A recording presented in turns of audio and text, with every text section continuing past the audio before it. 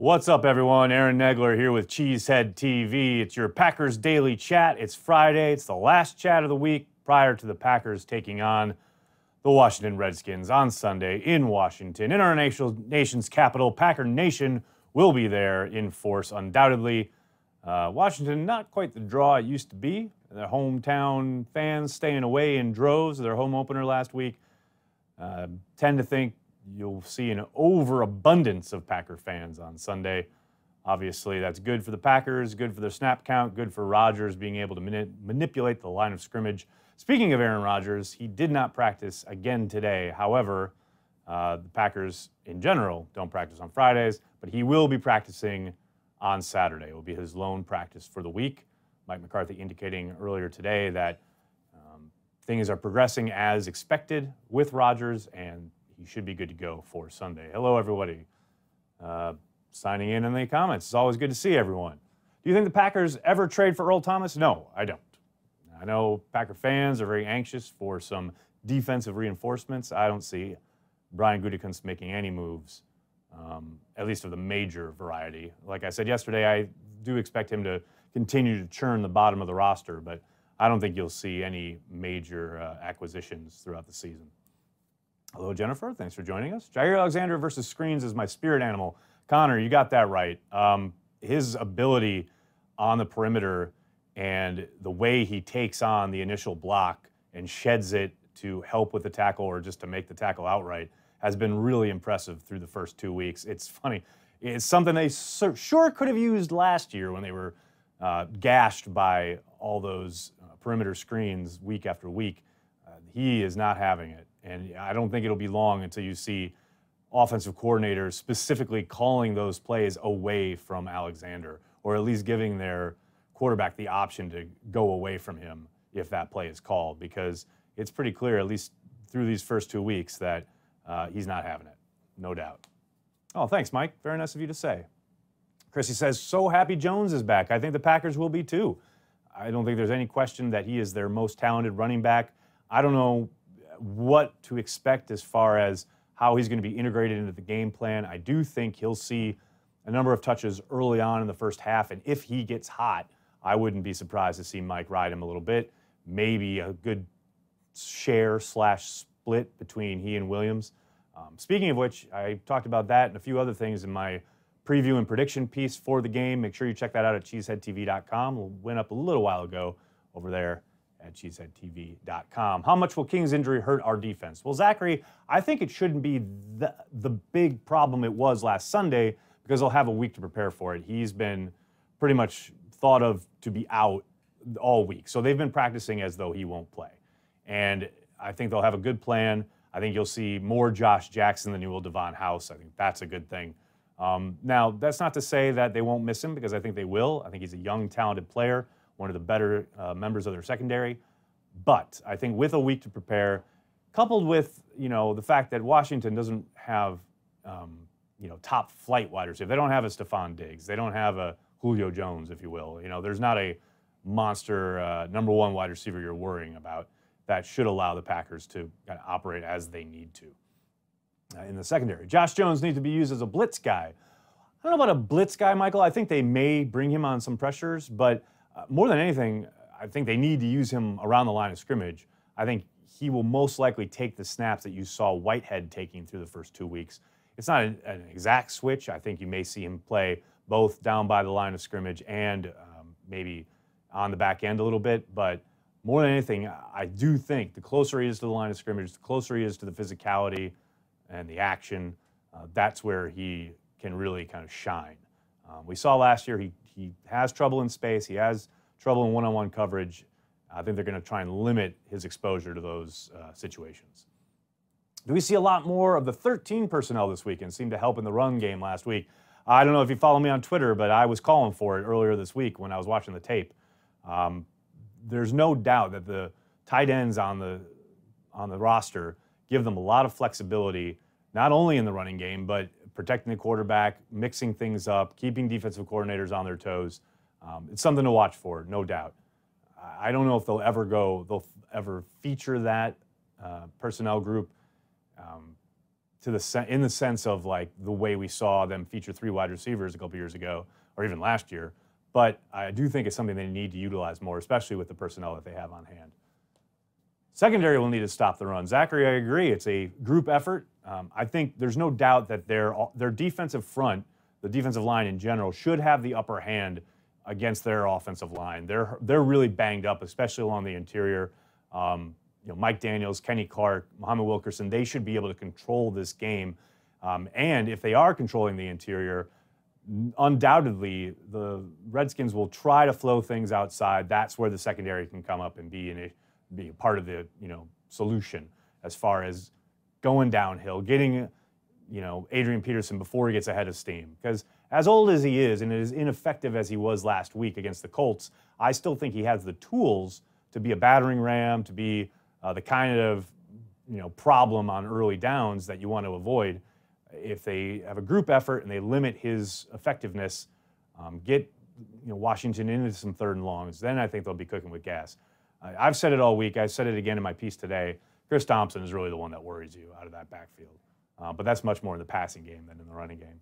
Should Jair be on the perimeter until King comes back, or at least try it out? Adrian, I would not be surprised to see exactly what you just mentioned. Jair Alexander on the perimeter, opposite of Jamaal Williams, and then have Josh Jackson in the slot.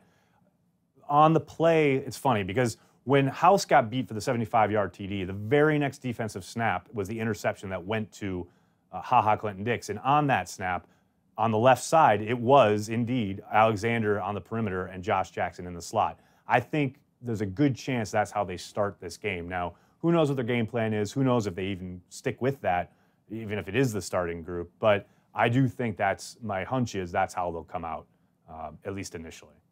Is the return of a very raw Oren Burks that major of an addition? Dustin, I'll tell you what, I don't think it's a cure-all. I don't think he's going to come in and you're going to see a drastic change in the defense. But I do think his skill set adds something that they kind of lack with just Blake Martinez and some of these other, Toomer and Morrison, slower-footed guys. I do think he's got athleticism and I don't want to say intangibles, but you saw in the preseason how he made some plays just by diagnosing and seeing how things were developing and having the instincts and the awareness to go get the ball carrier. And that's something that can't be taught. That's something that, there's a reason they drafted him where they did.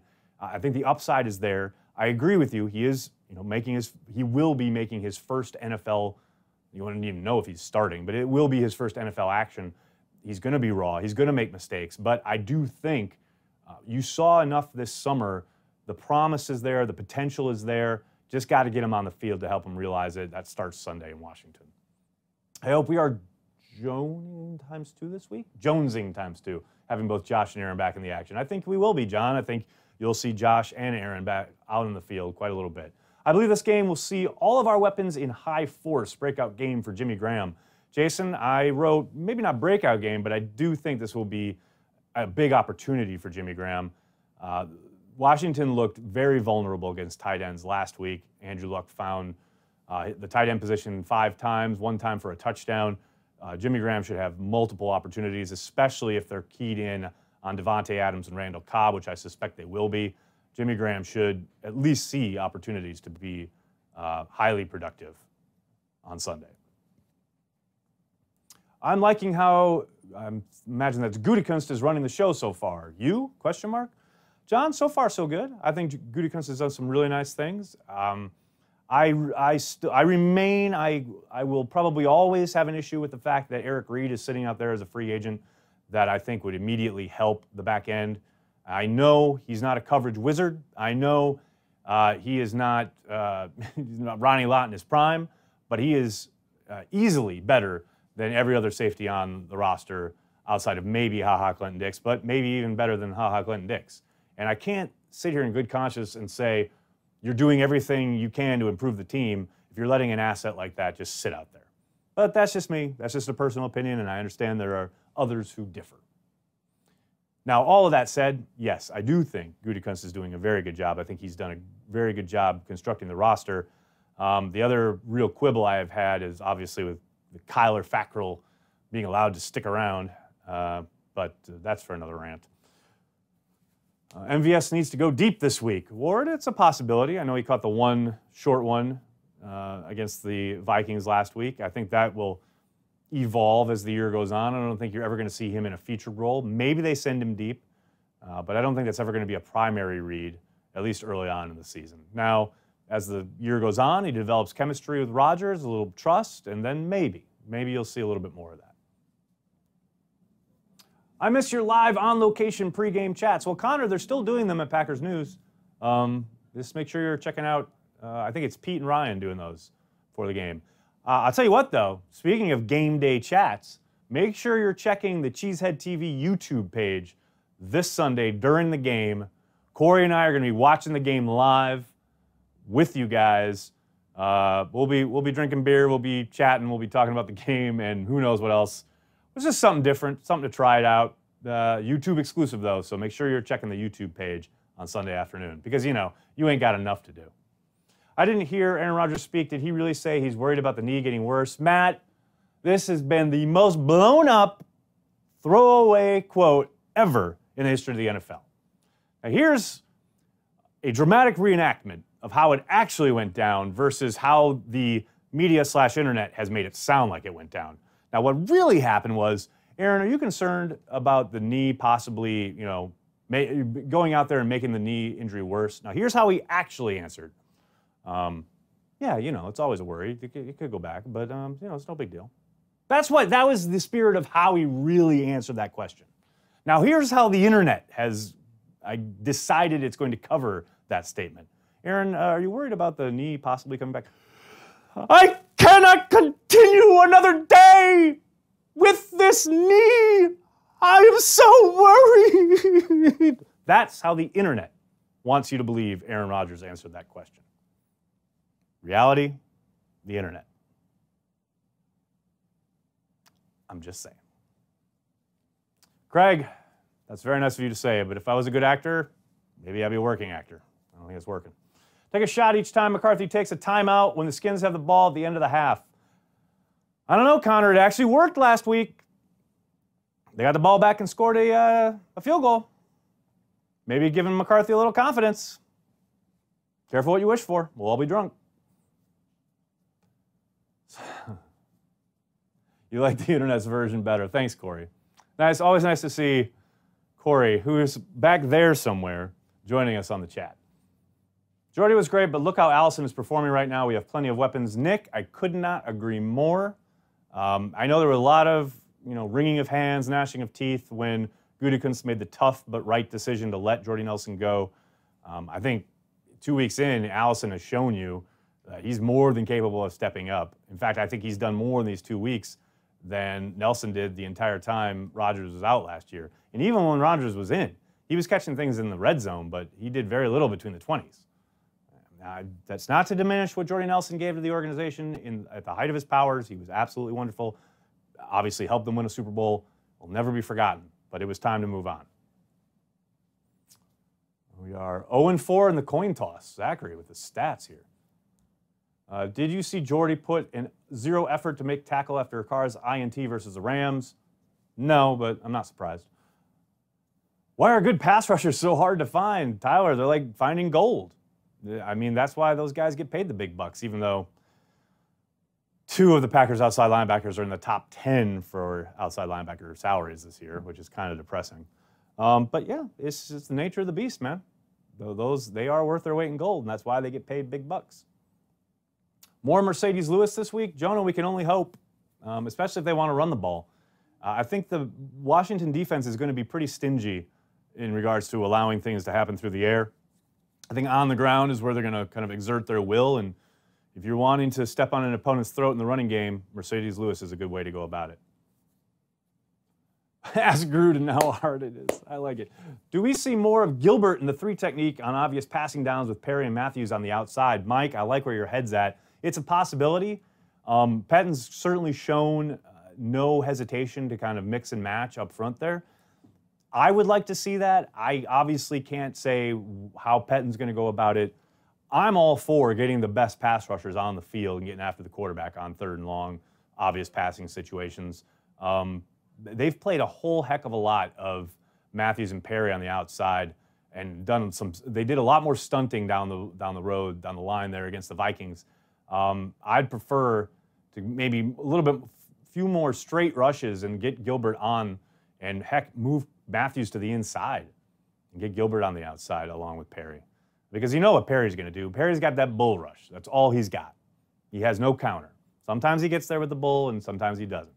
Speaking of the outside rushers, I'll tell you this. You know, Trent Williams, obviously their left tackle, he's been practicing hurt. He hurt his knee that he had a procedure on this summer. That kind of flared up on him against the Colts. That's something to watch because he's been a brick wall every time the Packers have ever played him. But on the other side, that's where the right tackle, they can make some hay there. That's where, if you're going to get to the quarterback this week, that's where the floodgates should open. So we'll see how the Packers go about it.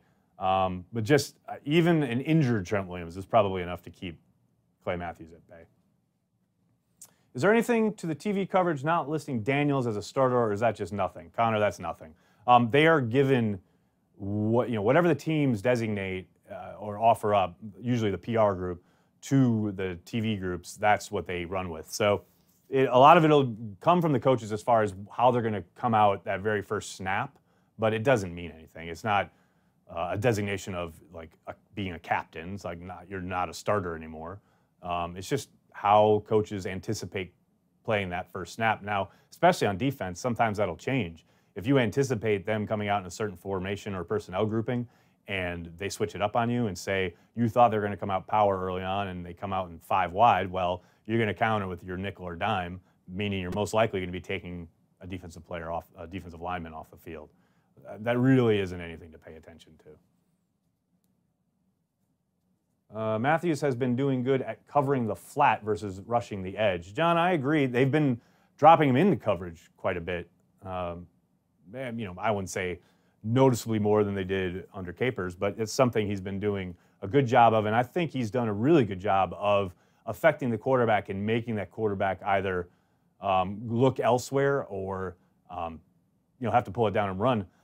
I don't think you're ever going to get Packer fans to talk well about the things Matthews does that aren't rushing the quarterback, but he does a lot of them well. It's one of the reasons he's still around. Why no Tanyan, better receiver than Kendricks? Because he's raw as hell. He's been a tight end for all of, I think 9 months or something, maybe 12 months. He's never played in an NFL game. Kendricks has several seasons under his belt. It's night and day. It's not even close. King is officially out. Yeah, we figured that.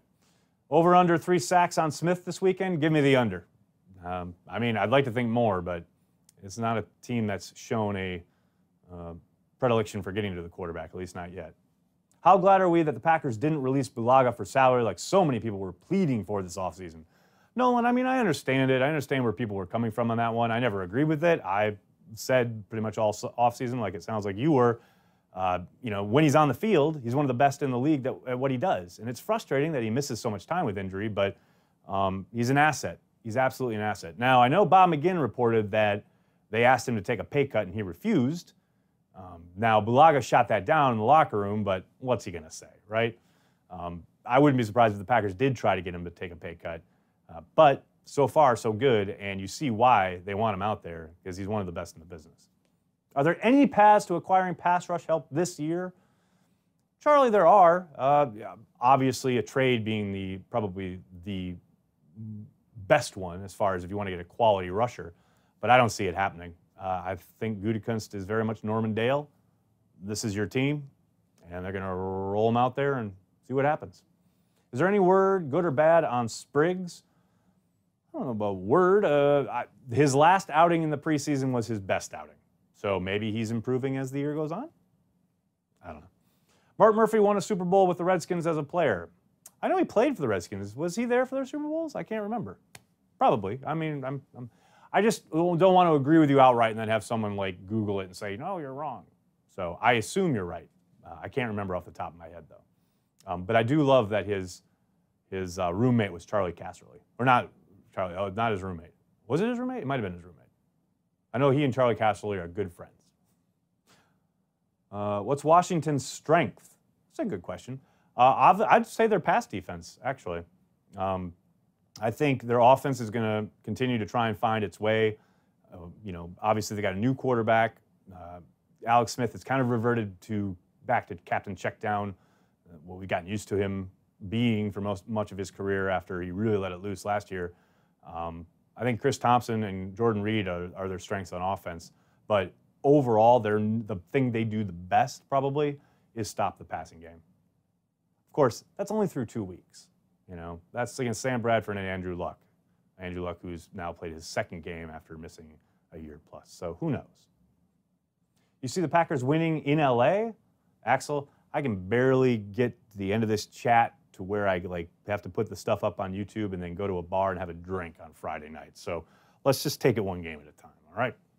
Do you consider Kevin King injury prone with his injury history? No, Eric. I consider him a football player who gets hurt like they all do. Some are more severe than others. You just have to deal with it. Some key blocks to protect Aaron by number 30 as well. I was impressed. Williams can block. Nick, you are not kidding. It is his greatest trait.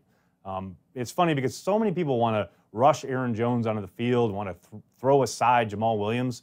Does anyone remember Brandon Jackson? I mean, that guy was not the most talented runner on the team. He wasn't a dynamic athlete, but he was the best pass protector the NFL had seen in a long time, and he helped them win a Super Bowl because of it in this offense. I don't think Jamaal Williams is going anywhere anytime soon. Now, there will be a rotation, undoubtedly, but you want Williams back there with Aaron Rodgers, especially with Rodgers on a gimpy leg. All right, everybody, I'm going to have to jump. Thank you so much for all the questions. I'm sorry if I couldn't get to yours. There's a ton of them. Thank you so much. All week long, you guys have been great. Packers take on Washington this Sunday. Corey and I will be watching on the Cheesehead TV YouTube page. Join us if you're so inclined. We'll be drinking beer. We'll be talking football. It'll be a lot of fun. Thanks so much, everyone. Talk to you guys during and after the game. Have a great weekend.